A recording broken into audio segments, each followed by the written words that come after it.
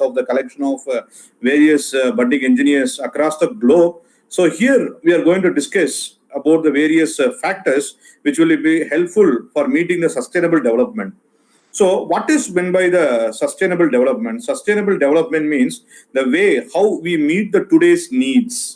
Okay, so are we self-sustained? Are we making the self-sustained and also making path or the paying the path for the future generations? So that is the ultimate objective of the today discussions. Owing to this COVID-19 pandemic across the world, we know that how the economy has shattered to the maximum, and what is the role of electrical engineers, not only the electrical engineers, because the goal says that it is a major form of transformation from the different parts of engineering domains. So we cannot be able to segregate the people as electrical engineering or the information technology or from mechanical engineering. So we want the collective ideas from all the domains with making only one goal, that how to make a sustainable development and meeting the needs of all the people. So based upon this, United Nations have given nearly 17 different goals, okay, for meeting this sustainable development, starting from no poverty, because that is the first way, because we have to meet the needs for the people without any poverty. We can able to see that many people are with the poverty. Okay, they cannot be able to have a good food for the 3 times a day. So that is the first goal. That is, we want to make our country or make our universe with no poverty. That is, a helping hands should be raised more and more. And second goal will be on the zero hunger. Okay? So because the hunger is a major weapon where we can able to see most of the peoples during this pandemic, they lost their jobs, they lost their industries and everything. So this makes a big alarm for all the people that, how we can going to extend our hand. And the third one goal given by the United Nations is on good health and well-being. So we want to address a more thing about this good health, how we are going to make a well-being, because a sound mind and a sound body, what we normally speak, because everybody interested to have a good health. Everybody want to live for 1,000 years. But practically speaking, we may live for at the average of only 50 to 60 years. That too as an average. We don't know what is going to happen for tomorrow. So well-being and also the good health will be our third goal. And next one will be on the fourth goal is on the quality education. Education is a process where we are going to discriminate which is good and which is bad. Okay, how we are going to discriminate, because we can able to tell that, sir, I am a PhD, I am a postdoc, I have done so many degrees. Okay, but if you fail to discriminate which is good and which is bad, whatever the degrees which we can taken is a waste. So we want to provide a quality education such a way that the people all over the universe, they follow the strict ethics in order during this COVID time.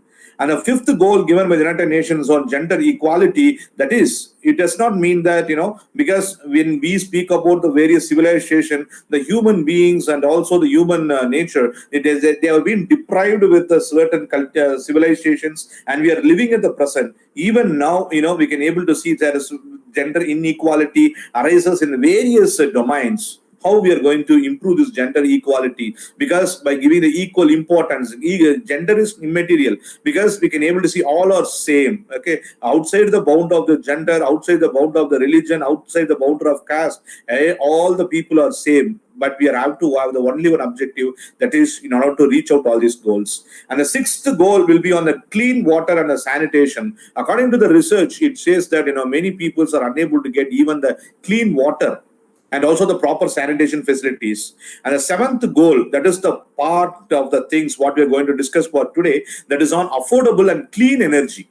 Okay, because all our speakers, they will be on the electrical domain, and also they are having the vast experience in the electrical and also in the renewable energy. So we are going to pinpoint the need for the goal number 7.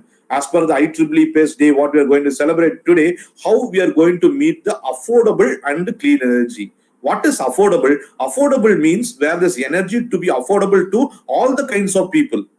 Because we want to make this electricity should be affordable and reachable to all the variety of people. Because now we can able to see there is electricity is applicable for only few people, and even we can able to see few more villages are still now not electrified. Electrified in the sense, you can able to see that is certain areas will be electrified and certain areas will be not. That they will call it as a load sharing. That is load sharing, because they are not able to meet out the demand. So one statistical point with that, I will move on to the panelists so they can give their suggestions and they can give their viewpoints. When India got independence in 1947, at that time, okay, we know the population will be around nearly around 30 crores. At that time, the installed generation capacity in India is around 1,367 megawatt. Okay, to meet out the needs for the all over the country, we have the installed generation capacity of 1,367 megawatt.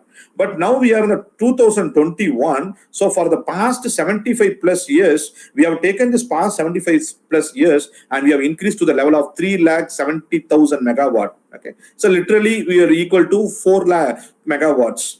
Okay, 4 lakh megawatts. That's the thing. But as per the requirement, we need at least 9 lakh megawatt to meet the demands of all the people. The demands of the people means, they have to utilize the electricity for all their needs. Okay, so in that particular perspective, we are still lagging in reaching the goal of 9,50,000 megawatt. Our goal is 9,50,000 megawatt, but now we are only in the 4 lakh megawatt. Okay, so for this particular perspective, we cannot be able to start a new power plant or a new thing, because starting a new power plant means it will take a maximum number of years, and we want to invest more number of crores and crores of rupees at that too, for that, and we want to clear all the procedures whenever we want to. So we all speak about the clean energy, that's all the renewable energy. So in that perspective, first let me ask Preeti madam, okay, to tell her views about this, how this clean energy plays a major role, because we speak about clean energy throughout the globe, but only the takeaways, okay, only the takers. Even I speak about renewable energy, but still my house is not equipped with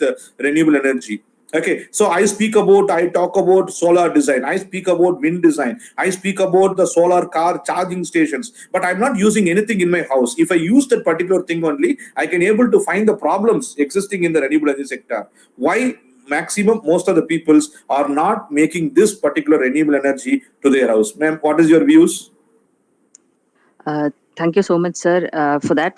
So, if you take the case of India, it is considered as a one nation, one grid system where the entire power network is connected together. And we have also identified quite a lot of renewable potential here. If you see the country's growth, it stands at fifth in the global wind installations and also fourth in the cumulative solar capacity.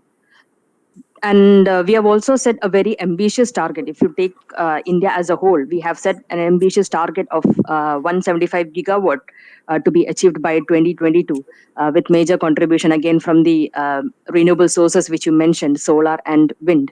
But apart from that, biomass and small hydro projects are also a part of it.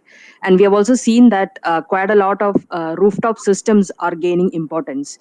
But the major problem with these systems is the cost itself.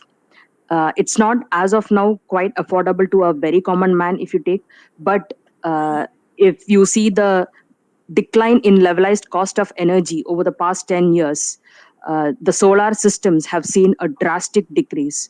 And it is also forecasted that in the coming years, the cost of the system will further reduce.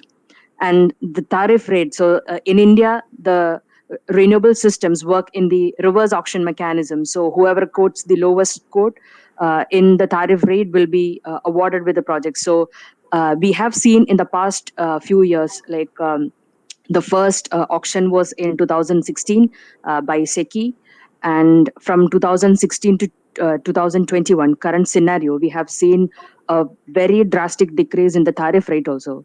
And this shows that the importance of renewable is quite a lot in meeting the energy demand of our nation. And in the coming years, the system cost will further decrease. But on a larger scale, if you take, there are a lot of studies being undertaken by the National Institute of Wind Energy for identifying the offshore potential of the coast of Gujarat and Tamil Nadu. And we also have a pilot project being planned in Gujarat. But some of the key things which the government needs to focus on for developing this offshore is enhancing the port facilities and also creating a proper policy frameworks and measures to enhance the grid infrastructure. So India is definitely making a great effort in achieving this target.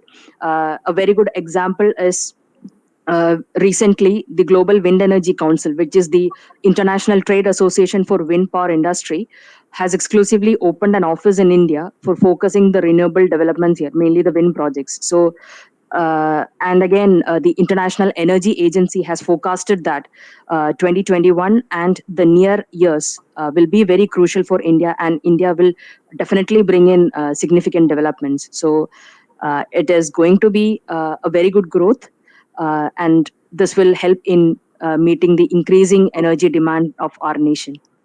Okay. Thank you, ma'am. Thank you for your inputs.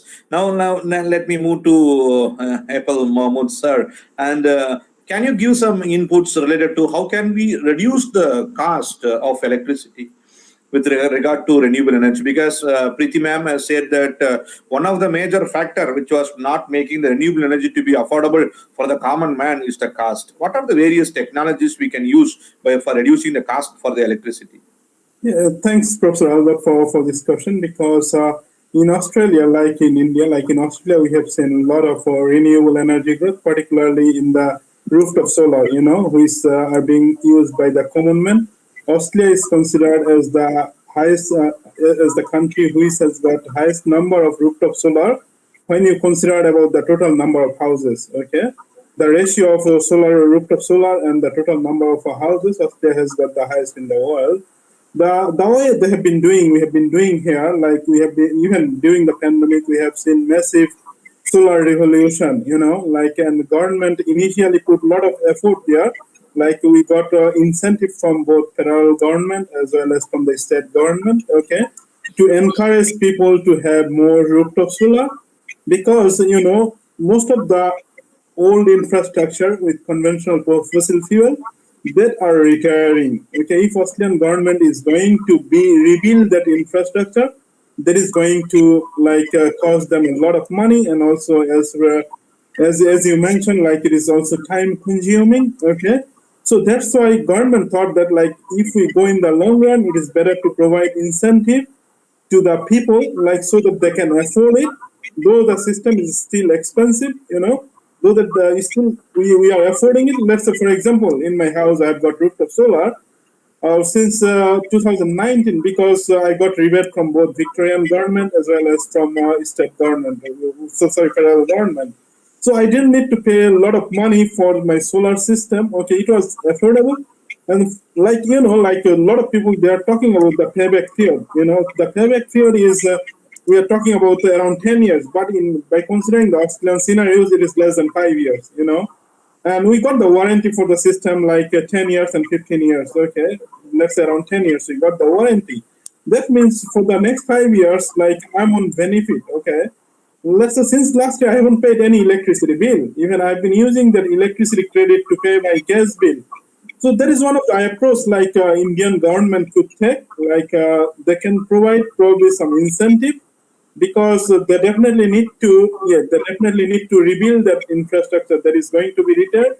If you do the life cycle analysis, and if you do the cost benefit over the life of an existing project that they are going to rebuild, and if you consider the rooftop, so I think that is possible to deliver that to the general people, And also, as Preeti nicely mentioned, that the cost of the system has been significantly reduced.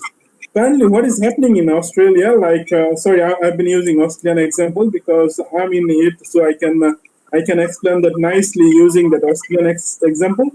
The amount of rooftop solar that we have got, it is huge. It is more than what we used to expect, It got more than that. So now Australian government is trying to control it. Okay, they want to cut it off during the peak, and they're trying to put a lot of mechanism, because it's there's some network problem, network congestions are happening, So we need to look at that side as well, So to overcome that, we are coming up with a new research, for example, we are going to do the Uberization of the electricity, we are going to share peer-to-peer sharing. Okay, let's say Uber. Okay, we will be doing I'll be talking more about that later on anyway. So I just want to give some idea. We can make it affordable, It's not like that it cannot be made affordable. The system cost is going down.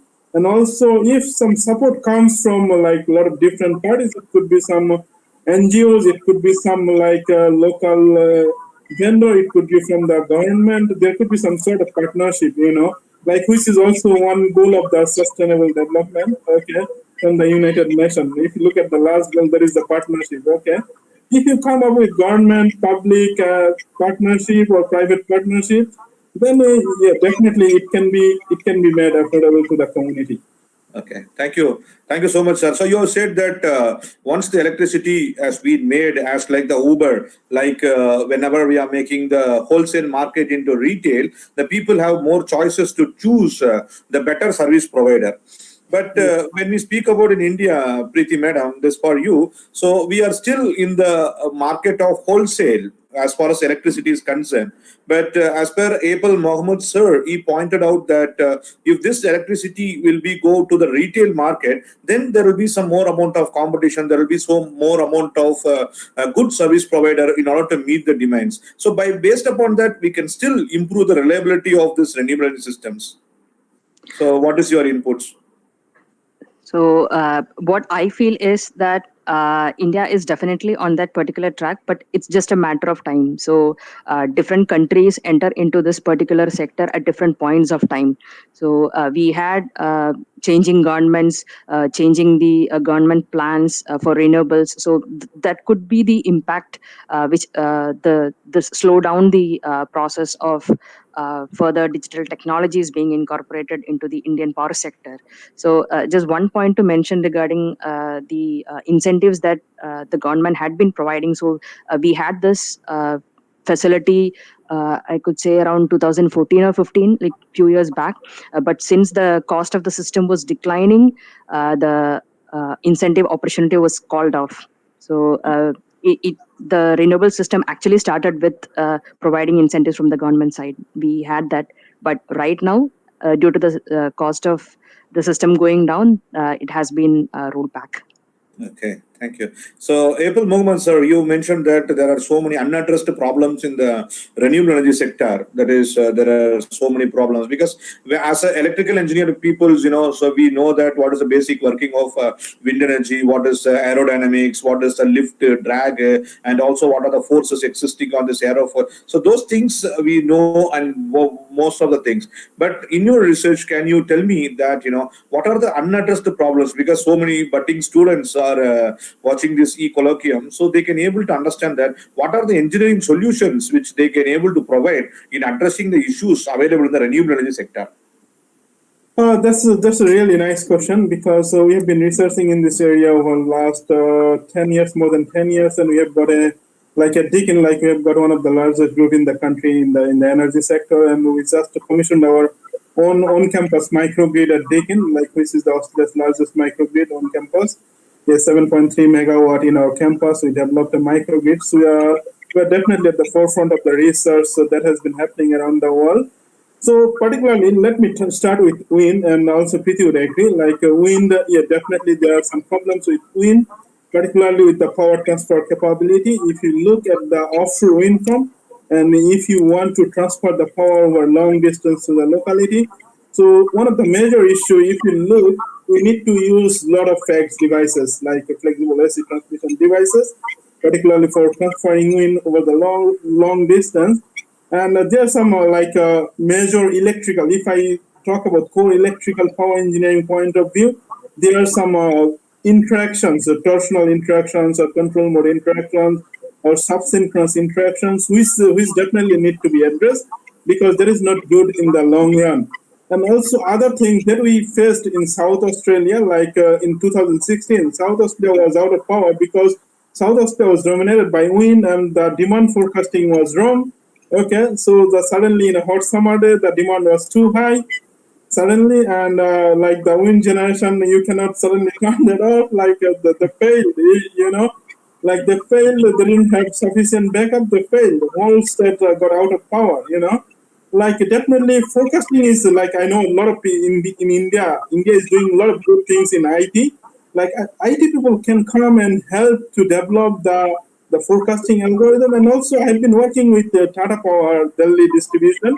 They're struggling with the same problem. they're trying to come up with a robust forecasting mechanism, like which could help to solve some of the problem related to the both solar and wind. Yeah, it's applicable. The forecasting is applicable for both solar and wind. And other thing is definitely voltage stability issue, like when you have wind, because you need to follow the grid code and all this. So voltage stability is another major issue. Like yeah, that needs to be considered. And there is a ongoing problem. Like there is no definite solution for this. You know, like whoever can come up with better solution. You know, it is something that we have to go with. Okay, we don't have permanent solution. But definitely, with research, we can upgrade that solution. And similarly, in solar, like with solar in Australia, we have been facing a lot of major problems. You know, Australian Energy Market Commission is currently saying that, like, if you export power to the grid, they will charge you in future. They are going to pass a rule. They used to provide incentive before. Now they are going to charge you if you are exporting electricity to the grid. How insane is that? You know, because they are making because we are currently making the grid congestions. Again, the voltage rise problem. Okay, when you pump some power into a point, there will be voltage rise. So what we are trying to do, we are trying to solve that problem by creating the local market, because here the situation in India is a bit different, because here we have got like a lot of retailers, you know, a lot of electricity retailers. You can switch one retailer to another retailer easily. And the retailers, sometimes they are taking care of this local electricity market. That means behind the same meter, you can do whatever you want to do. Okay, as long as you are not interfering the main grid. So what we are trying to do currently, we are trying to do the peer-to-peer energy sharing, where like we need the concept of communication, because when you do the peer-to-peer energy sharing, you need to share the information from one place to another place. Okay. So we need the people from communication background. Definitely we need the people from IT background, because we need to create the platform. Basically, there is a software platform, you know, like which will extract information from different nodes in a network, and then it will do some processing. Like what we have been trying to do, we formulated the game recently as a multiplayer non-cooperative game. Okay, which is game theory is an economic theory actually. Basically, you know, there is an economic theory. A lot of computer science people, they use it to make decisions. Yeah, you can use the theory to make decisions. So we are using that. We blended that to develop a platform, real-time platform, and that has been we have incorporated that like in our microgrid, even Deakin microgrid, we are going to have a visualization center, and we are going to show like how electricity is flowing from different nodes, one node to another node in different buildings. How could we do the sharing in real time with the community? You know, like how can we took that out from our own microgrid to outside the world. And a lot of things are happening, and we have been working with industries there. So a lot of things are happening in that space, and these are the good area to work actually. Okay, thank you so much, sir. You listed out so many avenues for making the students to get understand about various problems which has been available in both solar and wind energy, and also you pointed out maximum on the grid codes what we need to follow for the proper synchronization. The improper synchronization of these renewable energy to the grid will obviously make blackout or obviously a brownout. So the proper synchronization mechanisms.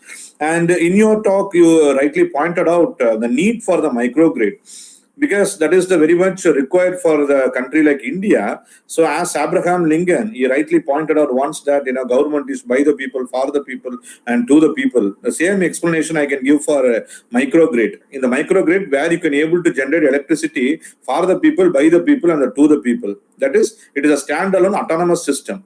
Okay, that is a small mini microgrid or nano grids like that, depending upon the size of the grid, depending upon the number of houses or number of the loads which we are connecting to that particular environment, we can able to classify these grids. So this particular thing has to be uprooted. So till now we have discussed more thing about the economical challenges and also the geographical challenges, because geographical challenges plays a vital role, because we need to get some approvals from the people, even though we have the complete source for the solar and wind, especially the country like India, because we are having so much of potentials for solar and wind. That's what I used to tell to my students, that is during the month of May, the April, the month of summer, we can able to get so much of hot sun Okay, so that to the country like India, we can able to experience the hot sun for more than 300 plus days.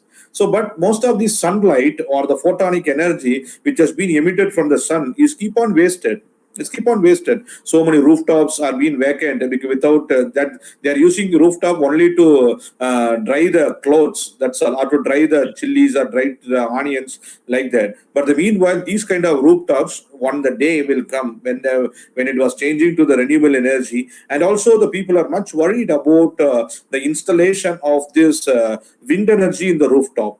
Okay, because we can able to make some one kilowatt or 1.5 kilowatt in the rooftop. In those kind of things can also be possible in order to meet the demand of the individual house. So we can able to see that the people, those who have known this engineering, those who have understood this renewable energy, they know the importance. That is the importance of payback period, the importance of using this renewable energy, the importance of reducing the electricity bill, the importance of making the energy to be the green. But my question now is how we can able to make the interest of renewable energy to the common man.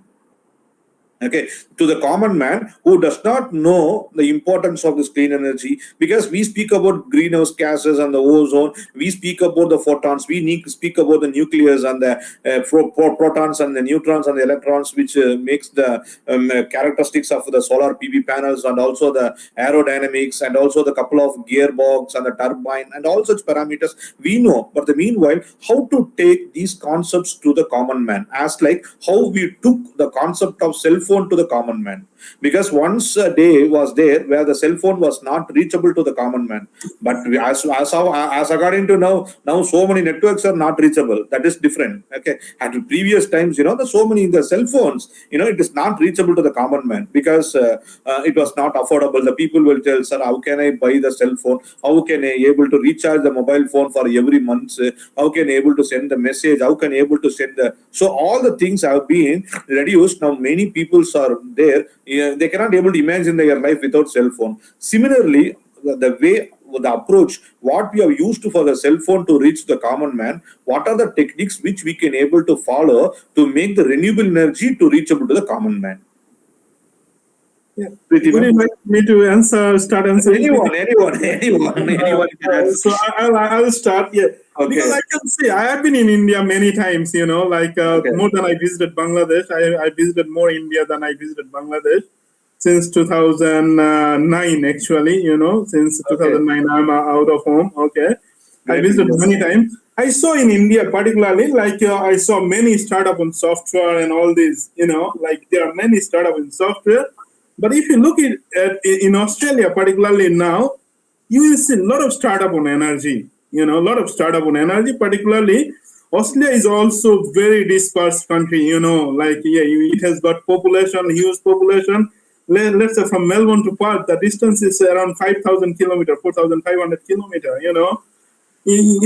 Like in Perth, there are a lot of rural areas where you can transmit electricity, but there is not cost effective. Government is providing a lot of incentive. Okay. But when this renewable came, like all this young generation, they started taking the opportunity to start business based on renewable, to supply those rural communities. Like now they are delivering, we have been designing a standalone power system, standalone power system to deliver that rural houses, because government is paying a lot of incentive to deliver that, because the poles, they spend billions of dollars to spend on in that area. Like the young generation, who are attending this session, they can think of starting some startup and running some pilot project in rural areas, particularly as you mentioned. You still need around more than half electricity. Okay. Half area to electrify. Like you mentioned the figure. I'm really bad in remembering the figure. You said more than 550 or something like that. You need 9 something megawatt. Yes. Of power. Okay. Yeah. Actually, more than half. Yeah. At present, we are having 4 lakh megawatt, but the meanwhile, we need 9 lakh 50,000 megawatt. And now 9 lakh. You need 9 lakh. Okay. Yes, You need 5.5 lakh. Okay. Yes. In India, yes, I know very well in that region, because I'm originally from Bangladesh. I know that region very well.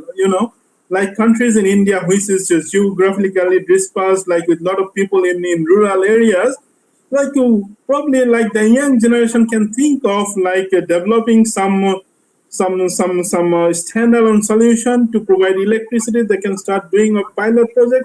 Already it has been started through some DST funded project, I can see, because I am personally involved in two projects, one in Jaipur and another one in Chennai area. Okay, so I am personally involved in two DC microgrid project to supply some house through DST funded project. Okay, there are some initiatives, but what we need more initiatives. We need more initiatives, and we need more support from the young generation. We need more support from the young generation so that they can bring the technology to the common people, and they can demonstrate kindly, like, with the mobile phone, people can communicate with each other and all this. There is that is why the revolution came.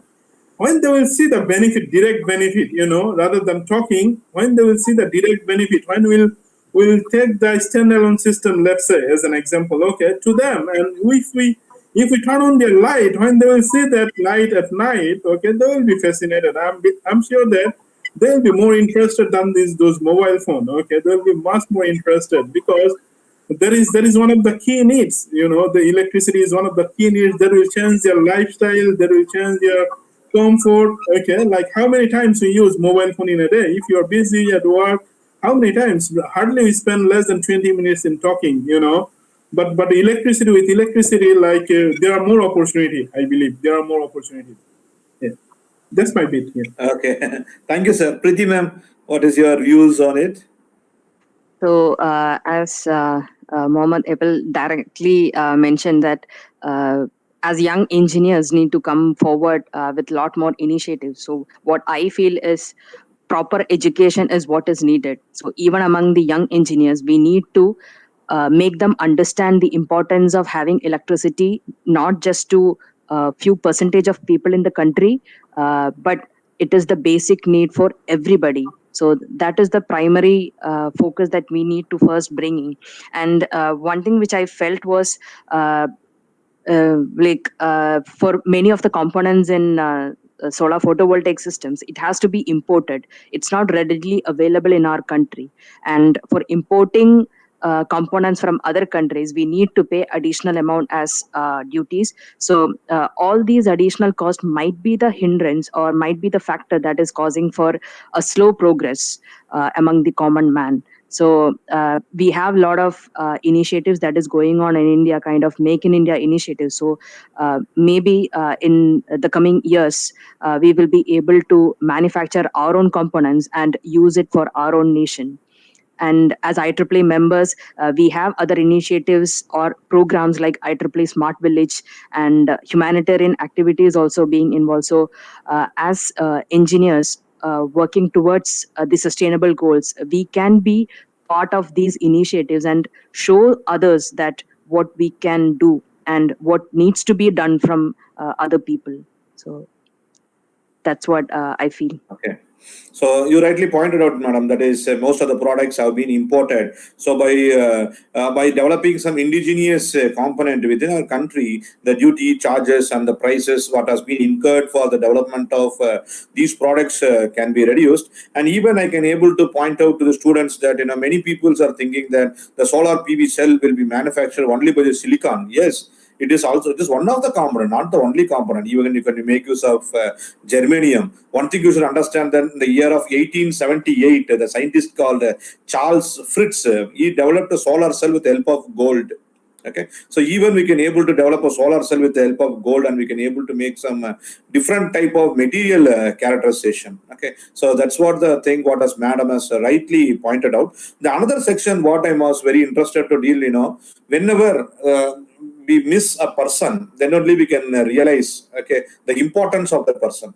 Okay, so if a person is there, suddenly is not available for the next day, then only we will tell that, oh, that person was very nice person, and what are his behavior is a very kind person, good person, all such things we'll do. Similarly for electricity, Okay, so until the electricity is abundant, until the electricity is sustainable for the reaching the present needs, we can able to tell. Okay, we don't know the importance. Even we can able to see the list of electronic components behind me. So everything is there. But the meanwhile, once the electricity has stopped its operation, where I cannot able to get the affordable electricity, because once the demand get reduced and also the coal and oil gets depleted, and I want to rely on some renewable energy sources or microgrid, what as readily pointed out by Mohammed sir. So in that kind of consideration, one day will come, because even the COVID-19 pandemic is a situation what we have not expected earlier.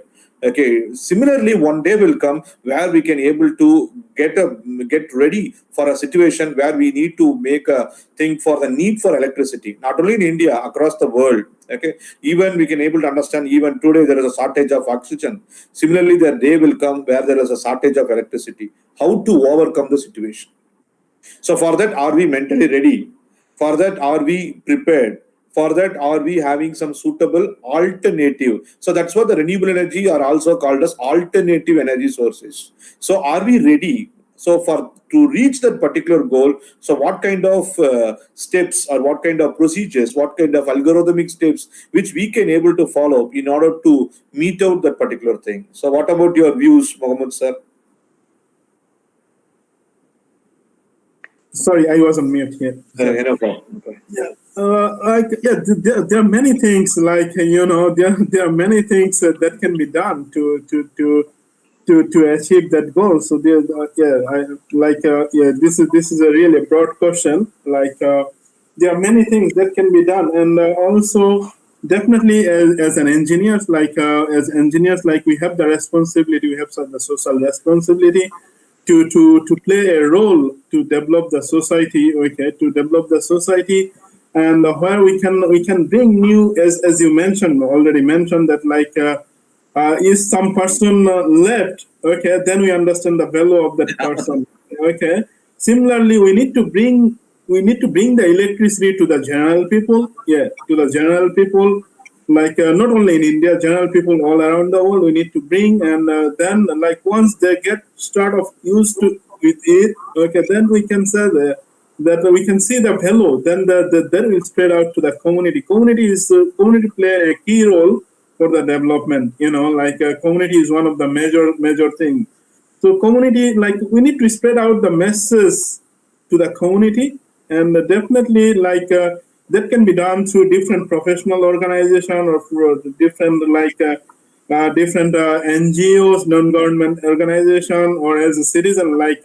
Let's say, for example, what I can do as a person, what I can do, what I did here at Deakin, I personally with another group member, okay, we approached the university to develop the microgrid, to develop our own microgrid. We had to convince the people here, okay.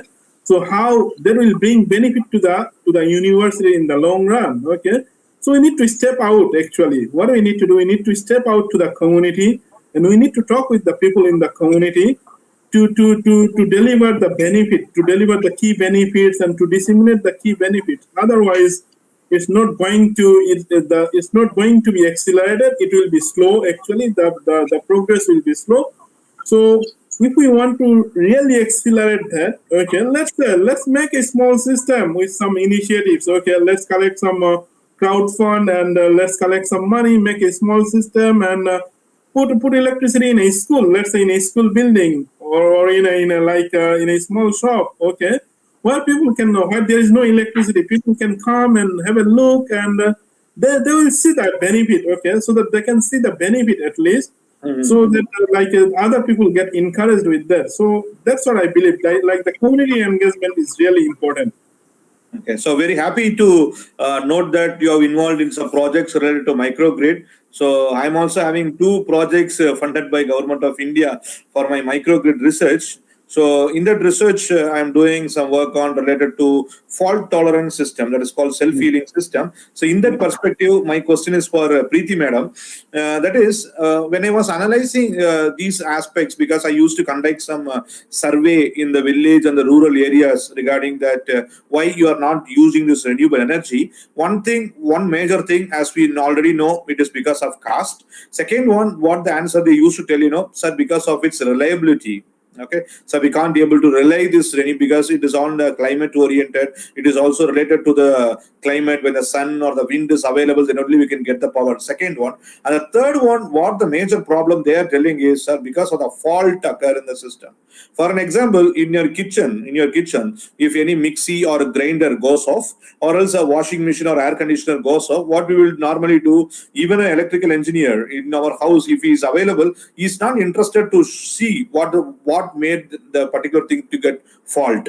Okay, even the mother from the kitchen, she will ask the student, okay, so the mixie is not working. The only answer what the son will tell, he will tell, ma'am, mommy, give this mixie to the service station. But he will not give his potential to open and see what happened to the mixie, whether the relay got malfunction, whether the motor is not working, whether the supply wire got cut, whether it is due to the overcurrent. So those kind of thing was not analyzed.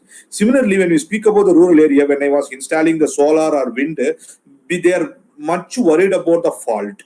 If any fault occurs in the system, because even you can able to use this particular comment even in your industry as well, the one particular point is fault. If any fault occurs, they cannot be able to self depend on themselves to overcome the particular fault. They have to make a call to the service person. It also depends upon the availability of the service person. He will come or he may not come. He will take 10 days time, then only he will come to us, because they are having the full high demand.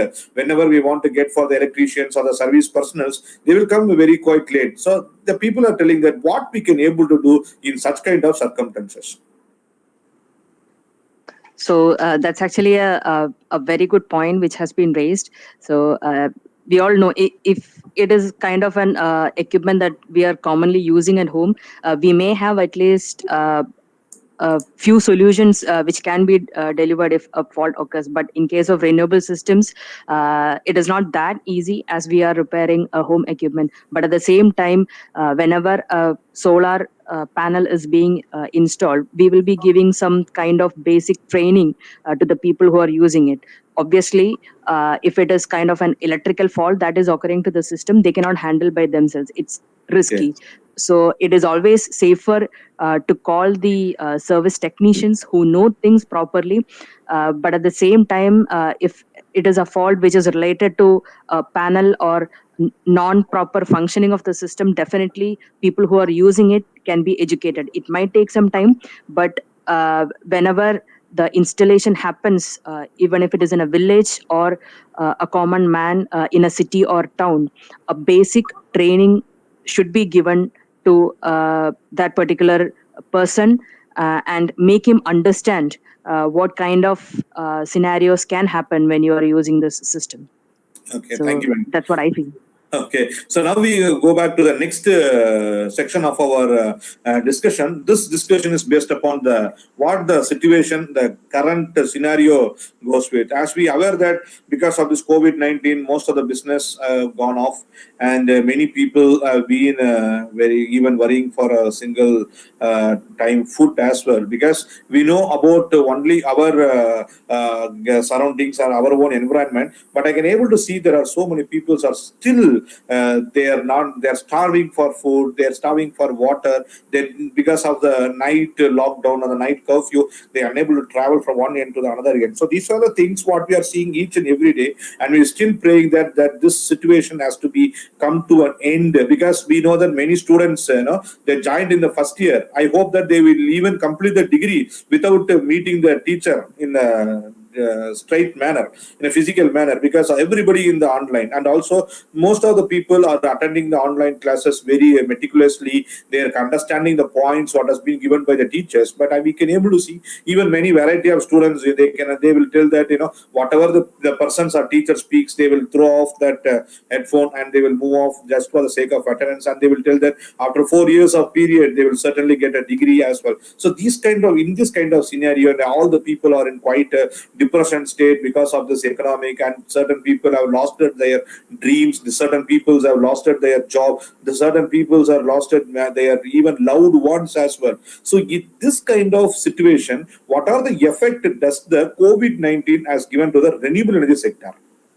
Whether the sector remains the same as like what we have seen in earlier, and how whether there are some bias, because we know that the renewable energy plants or renewable energy systems are quite costlier, because it was affordable for the people who had jobs, who had having some good social status, but now everything is gone. So in this particular situation, what are your views related to how this COVID-19 pandemic has changed the renewable energy sector? So Mohammed sir. Yeah, definitely it changes the world. Yeah, COVID-19 changes the world suddenly stopped everything. Before we Yes. started the session, even we started talking about COVID-19, okay? So it changes the world just over a few nights, I was in Melbourne city during the lockdown, okay? It is a city with a full population, like at the heart of the city, there was no population at all. Yeah, there is no population, so everything is shut down, and it's causing billions of dollars. Every day shutdown means more than $300 billion economic loss, and definitely that has the COVID-19 has delayed the plan for the renewable energy integration, particularly at the government level. Okay, because definitely the government is highlighting the need to solve fast. Okay, COVID-19 pandemic, which is unexpected. I think that that's a situation all around the world. Government around the world, they are now trying to fix the impact of COVID-19. Okay, by providing different subsidies so that people can at least survive. And like energy is definitely one priority, but food and all these things, that is in the first priority. Okay, so that significantly affected the government plan. Actually, the government plan was significantly affected by this COVID-19, particularly when we look at the renewable energy program. Okay, a lot of government around the world, they have delayed the renewable energy program. Okay, even in Australia, we have got delayed on several projects. Okay, they're supposed to start early, but they are delaying it because of the COVID-19. But fortunately, in the private, for the rooftop, still we are seeing the same because of the government incentive. Government previously used to provide incentive to individual houses before, because they want to keep that economy at least running. So that's why they started. Like I saw the same in Europe as well. They started giving incentive to be business owners. Okay, they start giving to incentive to small business so that the industry can survive at least. So some sort of initiatives are there, but that is not sufficient, to accelerate the renewable energy integration in the way that was happening before COVID. Okay, and also other thing in respect to education, yes, definitely, like it's impacting the student life, it's affecting the mental health of the student, because our students are missing the university life. University life is the best part of the life. Where you can go out with friends and you can talk with people, and you can even, like as an academic, we are missing the life because we can go and talk to the people with colleagues, and we can share some good memories. That is not happening. Yeah, definitely COVID-19 has significantly affected everything, including the renewable energy integration. Yeah, definitely. Okay, thank you, sir. Madam Priti ma'am, can you tell me some inputs about the women in the renewable energy sector and the opportunities for the women students, because we always speak about the gender equality in all the extremes. You can able to throw some inputs related to women in renewable energy. Thank you, sir, for that. I am one person who always promote or encourage women to come into power and energy, or mainly the renewable sector. So, what I have seen is that if you consider the International Renewable Energy Agency report, it says that only 32% of the total workforce is constituted by women. But on the upper management side, or even the leadership positions, it is even less. Uh, Reasons could be many, because some might lose interest over the course of time, or they may have to consider family and leave their job, or choose some other path. So one common challenge in the core sector, especially electrical or renewable, is that women are not recruited for the on-site works. that is basically on farm level. If it is a wind or a solar, they are normally considered not that physically strong as men. So those kind of recruitment opportunities are quite less for women. But I have seen recently two women engineers doing this manpower job in one of the blade factories in Europe. So things are changing, but it is on a slower pace. And other challenges for women include it's not just with respect to the renewable industry, but the entire industry, I would say. It is the imposter syndrome, where they don't feel confident in their achievements. Even if they enter the job in the early stages of their career, like in the 0 to 5 years of their career, they are very much less confident on their work, even though they have excelled a lot in their studies. But when it comes to the industry, they lack the confidence.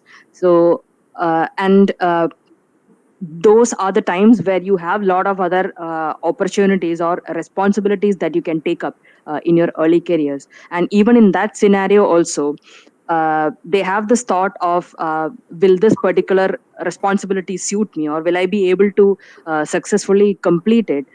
It keeps banging your head, and this actually loosens or lessens again the opportunity to go up in the ladder. So these are some of the things which girls need to focus on in their studies. So you need not enter into the industry and then start thinking about what can come to your life, but rather than that, if you're able to understand how the industry works, if you have a picture well before that, you can always be prepared. And what all problems that can arise, of course, everything cannot be learned at the early stage, but to an extent, some of the problems can always be addressed. And rather than trying to find a solution when the problem arises, it's better to have the solutions within you, so that you are prepared and confident, and you know what should be done when a situation comes. Opportunities in renewables include not just in the designing part, but whether you are an electrical, mechanical, aeronautical, or a civil engineer, you have the different options to enter into the renewable sector. It could be in the design of mechanical components, civil structures, or the electrical, the balance of plant area. And apart from that, in renewables, there is another key area, which is the resource assessment section, where you will analyze the potential of the plant before constructing it. In case of wind farms, you will decide where to place the turbines so that it gives a better production, and at the same time, the turbines are not that much loaded. So that is the kind of work which I am currently involved in the pre-sales stage. What all different checks need to be done for the components. So that is one key area which you can try it out, definitely, apart from the normal designing of the core areas. Madam, one more question for you, Preeti ma'am. That is, how the students, women students, should be mentally prepared before they are taking in a core sector jobs. Because I can able to see as a placement coordinator for more than 10 years in my institute. I worked as a placement coordinator. I used to tell that the students, they were mentally prepared for being an IT analyst or a programmer analyst, because they can able to understand that they are going to work with the C, C++ or Python or Java or these kind of programming packages. But whenever we speak about the core sector, they are fully blank.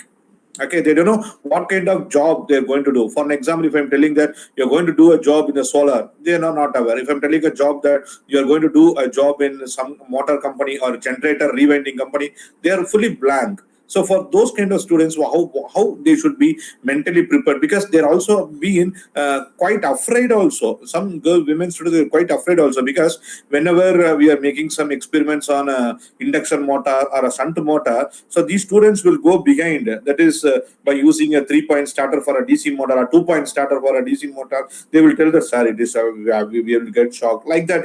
Now the things are keep on changing. So that may be getting some mental preparedness for the core sector. Even though they can excel more in the R&D, they will think that if I go for the core sector, they will make me to walk on the turbine. They will be make me to walk on the big ladder for the installation of the megawatt wind plant, like that. So how a girl students or a women students, they should be mentally prepared to understand that more scope or more job or more wonders or more excitement will be there in the core sector, because you have to give an insight that that is most of the women students or even boy students as well, those who are watching, they should change their mind and they should come forward to the core sector?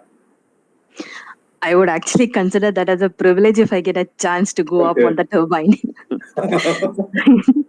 No, because I personally I'm quite interested in getting some hands-on experience with the components that I'm dealing with, whether it is a wind turbine or a solar panel, rather than sitting in an office and doing this assessment. I'm not saying that it is not interesting; it's definitely an interesting job.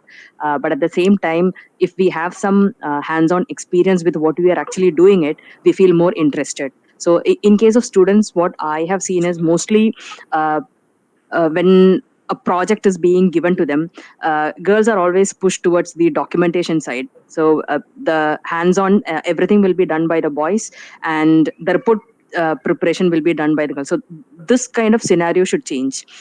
We need to involve them in the project-based learning, so they get to learn things while doing it. They need to involve in what they're doing it rather than keeping them aside. Or maybe what we can do is not just clubbing the boys and girls together. Let's have a separate team for girls, all of them, let them be girls, so that they will be involved completely in what they are doing. Only what I have seen is students get more interested when they start doing it rather than reading the textbook or hearing something. If they're doing something, they feel more interested. So this kind of practice should be more in colleges, especially in towards the second year or third year. And then finally, when they come to the fourth year, they are much more interested in taking up core sector jobs. This fear of getting a shock, everything will be lost. And we just don't need to wait till third year or fourth year to give a main project to them. Rather than, we can have some micro or mini project or assignments kind of thing given to the students, so that they start developing the interest at the early stage itself. Because at the end of the year, what people will think that they might be busy with the exams or with the placements that are coming up, and they have less time in spending for other activities. Yeah. So if we can give them proper guidance at the early stage, this that will change the scenario. Thank you so much, ma'am. Thank you for inspiring. One thing I want to add, so I have given work on my microgrid to 3 women students. So they did their work very meticulously. So the work what they have did got published in IEEE Renewable Power Generation. It's a very good journal. So to my surprise, the work what they have done, it has been awarded for the 2 times best paper award from Renewable Power Generation for the 2 consecutive years. And even in my Google Scholar, that paper only receiving more number of citations. I probably say that that work was done by my women students, because there are some peoples are there, but the only thing is that proper tuning and proper motivation and proper counseling. That's what most of the students are lacking in our country, not only in our country, in most of the places, because they hesitate to speak, because we are speaking a lot. We have started by 6:45, now it is 7:45. The 1 hour I've done, because I usually tell that, we have even forgot how to talk.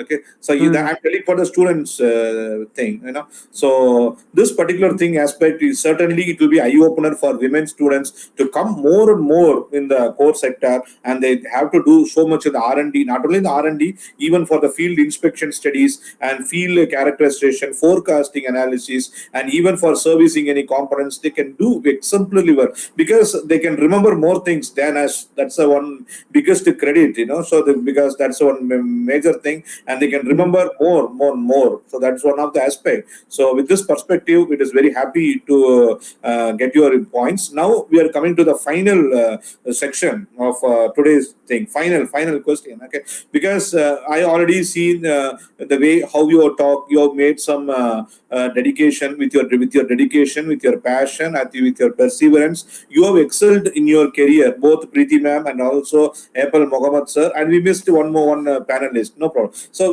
within these 2 panelists, I can able to see you have excelled.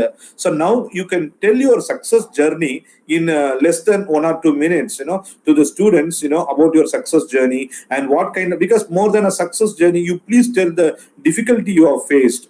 Okay, so in such kind of thing, which will make the inspiration not for all the people those who are hearing, at least one or two minds after some 20 or 30 years after they excel, they will tell that in one day in April 22nd, I have attended one IEEE PEST meet because of Preeti ma'am and because of April Mohammed sir, my life has changed because their words have inspired me because for success, because most of the people they will think that success is job.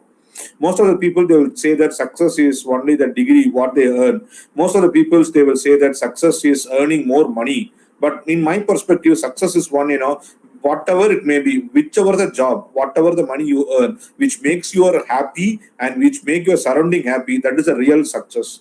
That is whenever you reach the goal, that is the thing. So for proper goal setting, what are your inputs, Mohammed sir? Sir, please unmute, sir. Unmute, sir. Sorry, yeah. To me, success is like how you are helping people to change their life. Like there is the because otherwise, like you could earn a lot of money, you could do a lot of things, you could be a renowned professor or renowned researcher, but unless you are changing people's life through your knowledge or through your dedication, there is I don't feel success unless I'm changing someone else's life. Like whenever I take a PhD student or whenever I take a research student, I usually try to transform their life, okay, so that they can remember it over the life. Like fortunately, I've been doing it, though I'm not a very senior researcher. Like I have started my career around 10 years back, and in Australia, 8 years. Like okay, after my PhD. So I got 3 students graduated. They're all doing really good job. Like they're trying to help other people. Okay, so I try to create the culture of helping each other. Okay, to change people's life. Yeah, that is what I feel success. Because I grown up in a small village back in Bangladesh. Then from that I came to this place. Even like from my village.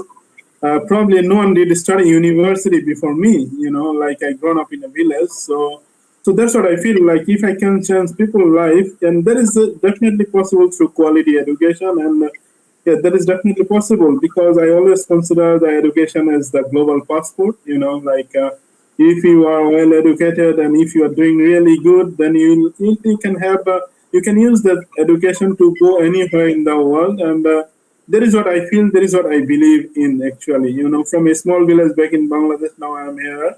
Okay, and I got another offer from UK. Probably I'm not too sure whether I'll be moving there or not. But like when you have got the passion to do something, please go ahead and do it, and try to help people as much as possible.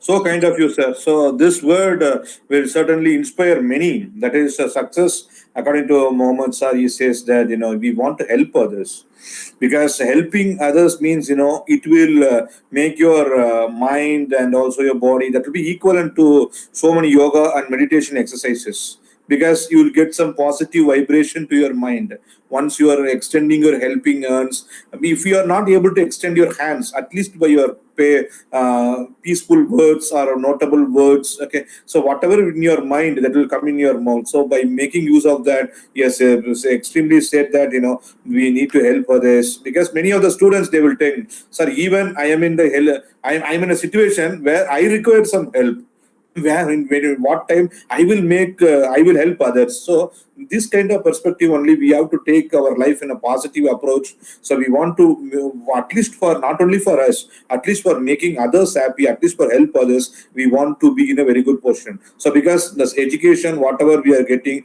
it was not affordable for many people. So even the place or even the education what we are getting, it is a dream for many, but we are getting with the grace of God, with the grace of our parents, with the grace of our teachers, we are getting. So in turn to the society, we need to help. So that is the one major thing what we can learn from April Muhammad sir. So he is mentioning that even we tell that sir, I am coming from a typical village. Okay, I am coming from. So you should convert that negative thinking, or you should convert that your inferiority to the superior level, where the people can look at you at one day that so how this person has grown because of its passion and because of its dedication, more than that hard work.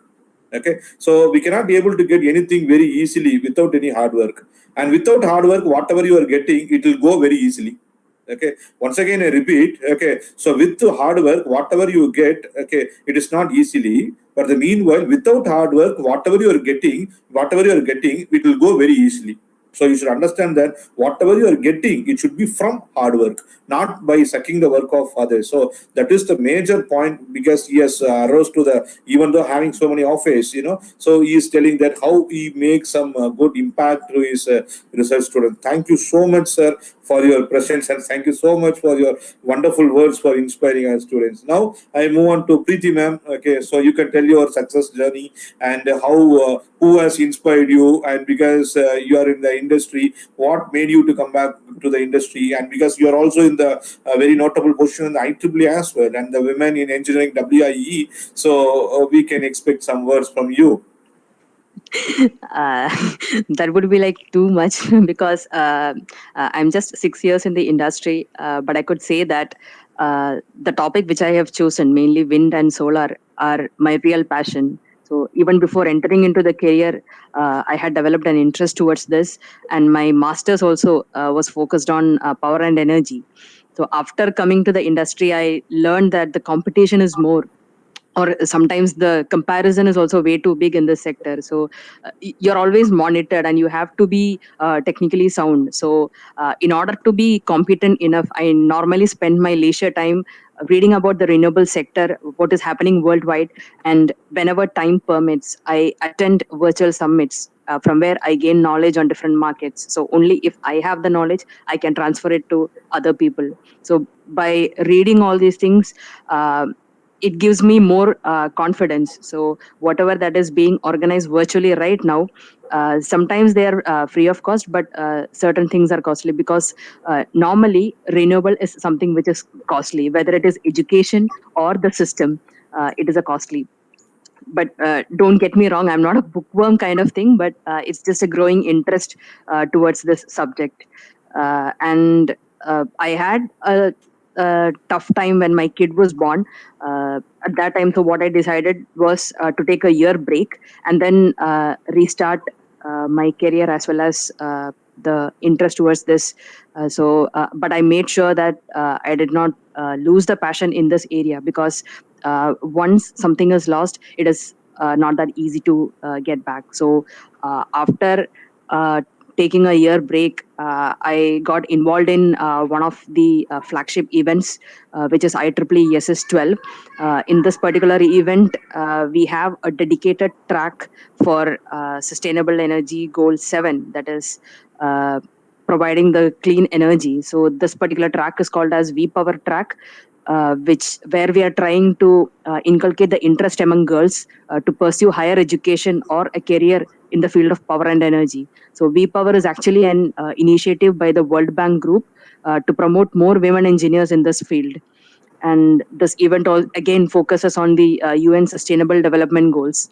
And I make use of the other IEEE resources to know more about the different technologies and applications. Though in India the gender gap is less, but globally the impact is more. So by being part of IEEE Power and Energy Society as well, I wish to bring some changes to this existing gap and encourage more girls to this field who are interested. That's now in a progressing stage. I'll be coming up with a baseline soon.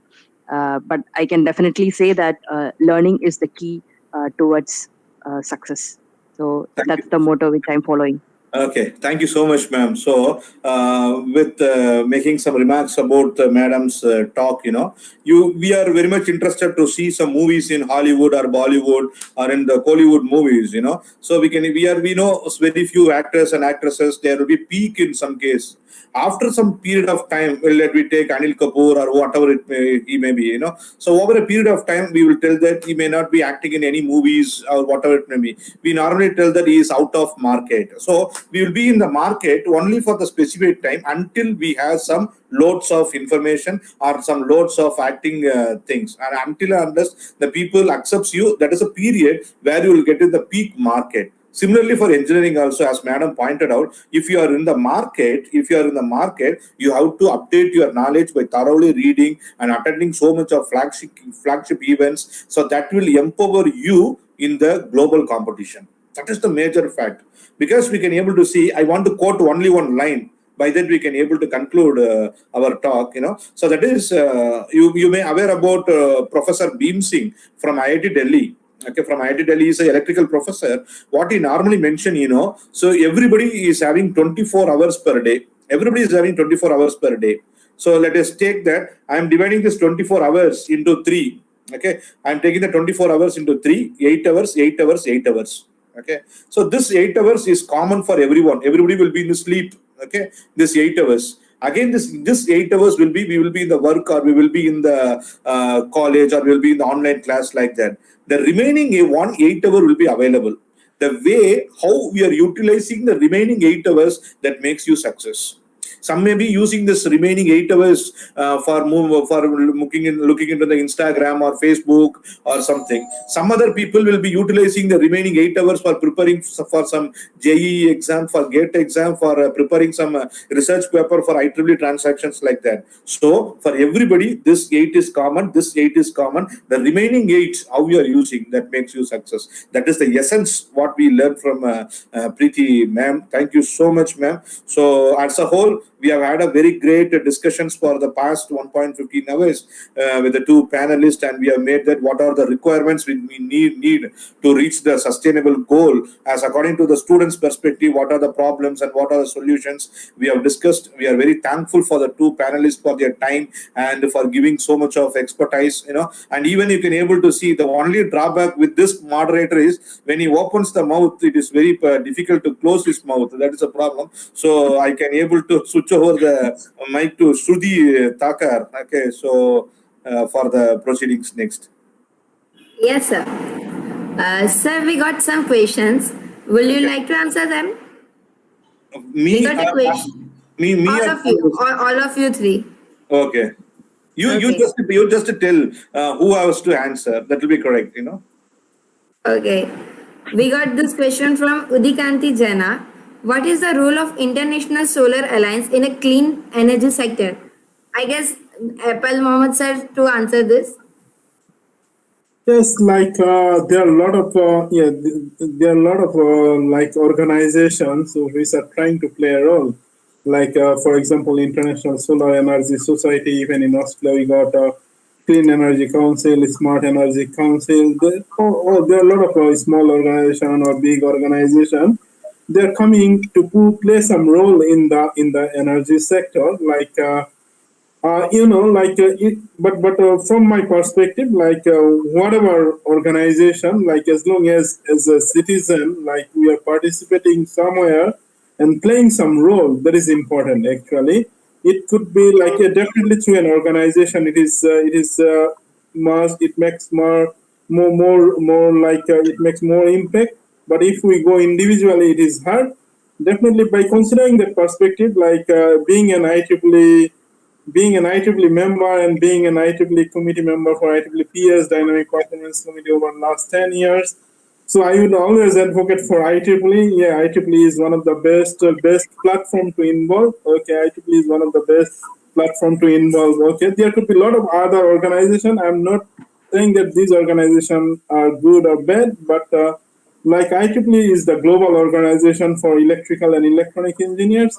And IEEE has a lot of initiatives, region-wise initiative. I was the like local chapter chair for a few years here in Victoria, and I saw that I was the chapter rep for Region 10 for 2 years, representing Australasia, like particularly Australia and New Zealand. Okay, for a few years. So I believe that IEEE has a lot of things to play, but definitely you can choose an organization, any organization, and you can play a role from organization point of view. But yes, there are a lot of, as I said, there are a lot of as an organization like that. Like even in Australia, even in Victoria, I can see 20 or 30 organizations, like that. Okay, so it's really hard to say like what role they are playing. It's really hard to say. But International Energy Agency, International Solar Energy Society, all these are really well-renowned organizations. And IEEE is always, I consider that they're always on top of all organizations. So definitely like it's up to like the people like who are trying to do what, okay, and who are trying to play what role. Okay. Thank you, sir. Okay. Now I like Albert sir to answer the next question. The question is from Hers Isha Malia. Greetings everyone. I would like to ask as an engineer, what is that one important role that we must take towards the achieving SDGs? Achieving? SDGs, Sustainable Development. Okay, can you please repeat the question? Okay. He was asking as an engineer, what is the one most important role that we must take towards achieving SDGs? Okay, so in order to achieve this particular sustainable goal, we want to understand what is our prior interest. Okay, so with the interest, if you are sitting for 24 hours, you will enjoy any session. Without interest, if you are sitting even for 2 minutes, you cannot be able to do any task of work. So that is the reason. So the first and primost objective is what Apple Mohammed sir said, that with interest he is helping others. So he can able to excel in that particular thing. Certain peoples will be very cunning. They will not help others. If you're doing some work, means whenever somebody comes, they will hide themselves. No, I'm not doing that. I'm not doing like that. So they will be doing that. So with the interest, with the bottom of the heart, with the positive spirit, with the positive thinking, whatever we do, at least by taking one part of the things to another side, that is the biggest noble solution for any engineer. So who is called as an engineer? Just completing 4 years of degree is not an engineering. Okay, we cannot be able to expect that whoever completed the very notable solutions like Albert Einstein, we cannot tell that he is a physics person. Okay, he's not an engineer. Whoever getting the Nobel Prize, they are not engineers, because you should understand that Nobel Prize is not given for engineers. It is given only for arts and science domain. So basic science domain. It is not for engineers. So that means that you can able to understand. I think that Shruti is feeling sleepy after I'm telling. Sorry, No, no, Shruti. no. Sorry. Because whenever we speak about engineering, it is a normal fact what the students after hearing about this, so No, no, we can no. able to understand that, that is completing a 4 years is not a thing. Okay, so we should understand how many notable solutions, how much of things even I can able to tell a student who is completing engineering after 4 years, if you are giving a complex circuit to solve Ohm's law, he is unable to solve Ohm's law. Okay, if we ask about what is real power, reactive power, apparent power, sustainability, torque, viscosity, acceleration, if we ask the basic definition, they are unable to answer. That's what we speak about the sustainable education, sustainable goals. The fourth goal is the quality education. Quality education means, it does not mean that you have to mug up, you have to remember, you have to vomit during your examination, whatever. That's not like that. Throughout your lifetime, you have to keep in your mind what is meant by reactive power, what is reactive power compensation, why you have to compensate the reactive power, what is meant by partial discharge, what is meant by operational amplifier, why. So those kind of stuffs, that's particular thing. So we have to do our work. That's enough for sustainable growth. Not anything extra. You do your work. Don't disturb others. If each and every person is doing their work alone, collectively it will go for the sustainable work, sustainable development. If I disturb your work and you are disturbing my work and you are not allowing me to do my work, that is the problem. We do our work. We keep our house clean. You keep your house clean. Collectively, the society will be clean. That's all. Definitely. Thank you, sir. And now my question is to Preeti ma'am. The question is from Vatsal Parikh. Can you guide us? How can budding engineers develop a sustainable development mentality? I think this is the same thing which Albert sir just mentioned. So only if you know what is the importance of being sustainable and you have the interest in achieving the sustainability, you can move towards that goal. So I think he has covered in detail what needs to be done. Okay. So questions are over from our side. Now I want Rhythm to come over here and take privilege of vote of thanks. And thanks from my side to all of you. Thank you so much. Thank you, Shruti. Thank you. Good evening, all. I, Ridham Chitre, IEEE PES Chapter Chair at ADIT, would like to extend vote of thanks to everyone who has made this event possible. First of all, I would like to express my deep gratitude towards principal of our college, Mr. V.N. Singh sir, for his immense blessings and endless guidance. Next, I would like to thank our student branch counselor, Mr. Dr. Sudhir Vegad sir, whose motivation and guidance has always been handy to us. Next, I would like to thank Miss Preeti ma'am for her words, as her words would have been immensely motivational to all the women who are the part of this event. Next, I would like to thank Apple Mahmood sir, uh, who has indeed indeed given great efforts despite his time zone difference from India. I know, sir, you are at 4.5 hours ahead, so it must be late night there. So, thank you for being with us. No, that's Next, I okay. would I'm habituated. Yeah, that's okay. I'm habituated just with this, so it's fine. Thank you.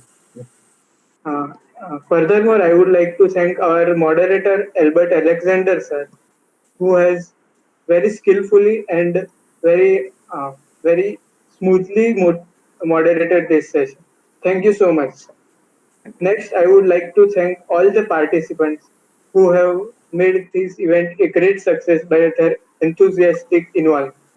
At last, but not the least, I would like to thank all the volunteers who have made immense efforts throughout the conduction of this event. Thank you so much, all. Stay home, stay safe, and good night. Thank you. Thank you. Thank you, Just a everyone. minute, sir. Just a minute. Can we ask everyone to open their cameras so that we can click a group photo? Shwetal bhai? Title Svetal Bhai. It's my okay, fine. Okay.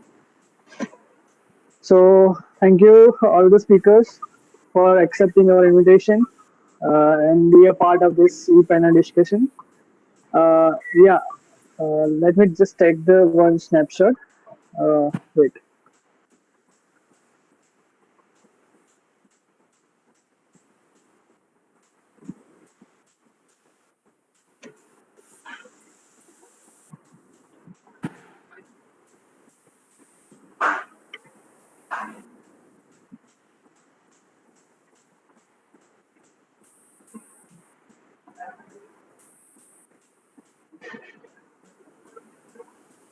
Uh,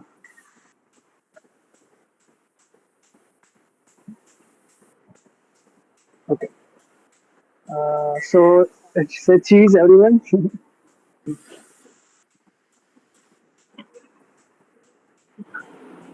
Yeah, fine. Taken this snapshot. Thank you so much. Thank you so much. Thank you. Thank you. Thank you, everyone. Stay safe. Thank you so much. Take care, everyone. Bye. Bye. It's nice Thanks, to meet Rhythm, you. for this opportunity, and thank you all. Great Our to meet you, pleasure, ma'am. Mahmood sir Our and pleasure. Albert sir. Thank Nice you, to ma'am. meet Thank you. you. Yeah. Nice time, nice time. Because we have completed as per the schedule what has been given by Ritam Chitare, because he has to complete before 8:15. So we have to make the time management. Okay. Thank you all. Thank you. That's great to see, sir. Thank you. Thank you, everyone. Thank Take you. care. Thank you. Thank you. Thank you so much. Stay safe, everyone. Thank you, ma'am. Thank you. Thank you. Bye. Take care.